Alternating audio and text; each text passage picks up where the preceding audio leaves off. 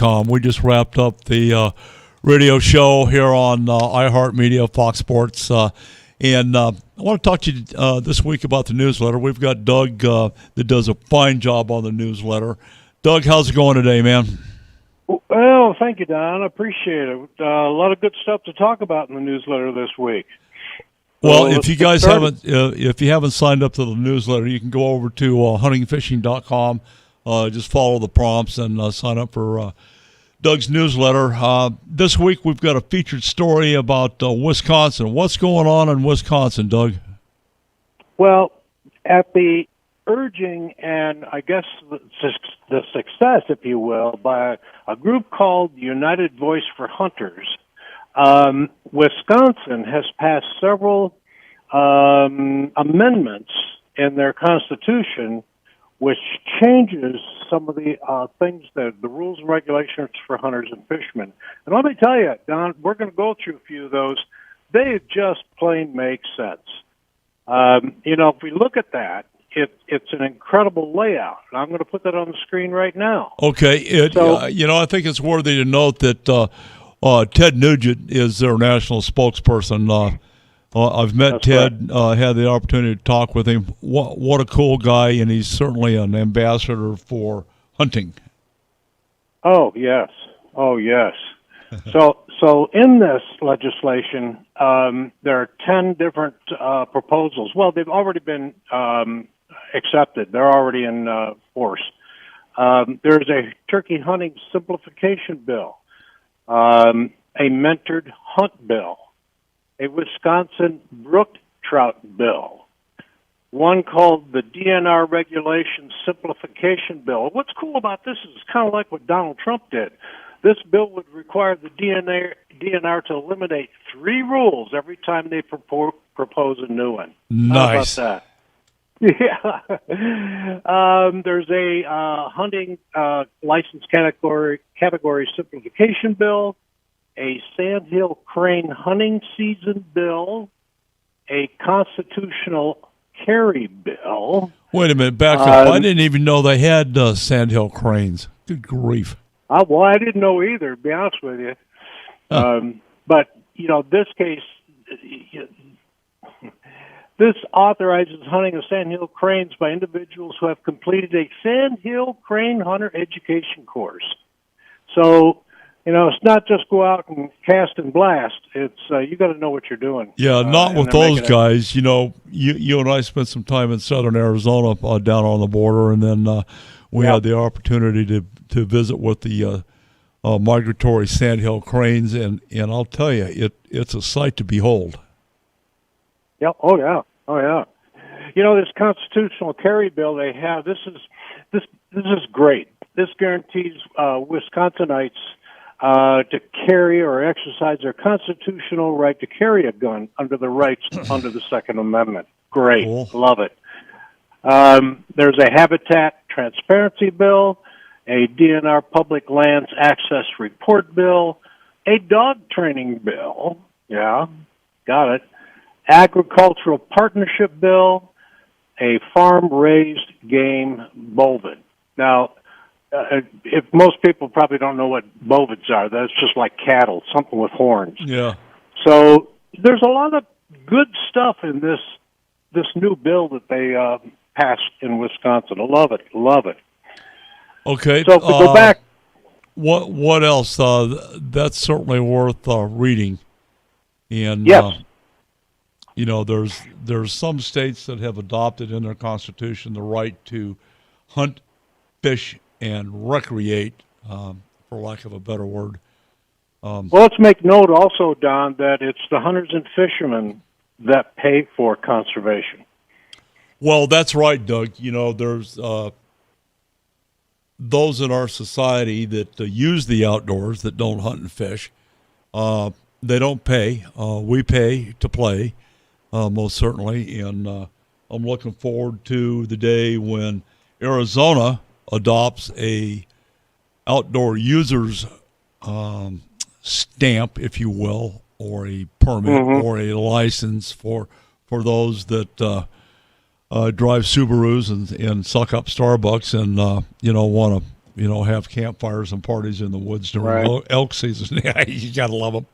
But Oh, yeah. we have to share the woods with everybody, in the outdoors, and that's certainly fine. But you need to pay your fair share, and quite frankly, the hunters and the anglers, with what we do, that's the only way conservation happens. Absolutely, Right. it is. Exactly right. Hey, let's go down a couple other items in the newsletter this week to draw attention to. Back in Ohio, and that's my home state, they have been planning for quite a while steelhead, and now they got great runs going up about 7 different tributaries in the state of Ohio.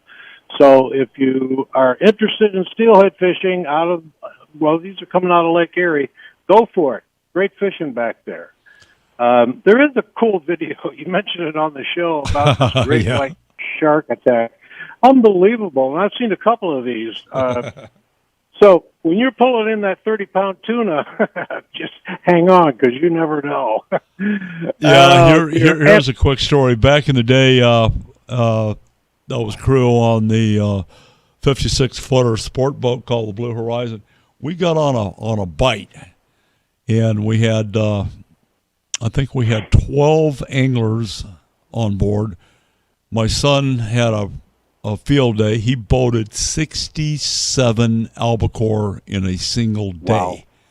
But Wow. the next day was it was a good day. I mean, it was a stellar day, but we had a school of sharks underneath the boat that followed us around for about a half a day. Anytime somebody had a fish that you get it near the boat, bam! I mean, these guys were, and would fire the boat and would move and would get back into the fish again, and you get a few fish on board, and here comes the damn shark. So it was a sight to behold. Kind of aggravating, but it is what it is.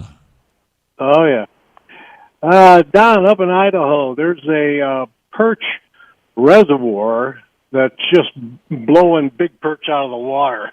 This is amazing. Being from Ohio, again, Lake Erie is a big lake for perch, not just walleye.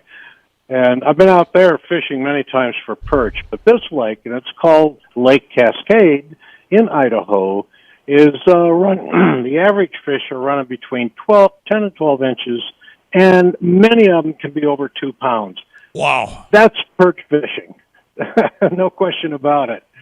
Another thing I put in the newsletter, which I thought was, and I wasn't sure about this, but there's a company called Brunel's that has launched a How to Build an AR-15 video series.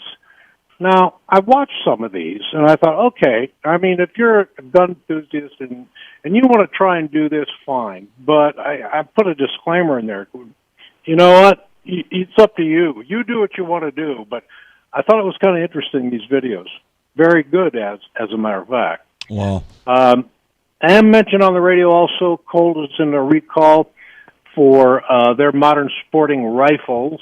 The model numbers I have in the website, or you can call Colt itself at 1-800-971-3216, and that you have one of those rifles.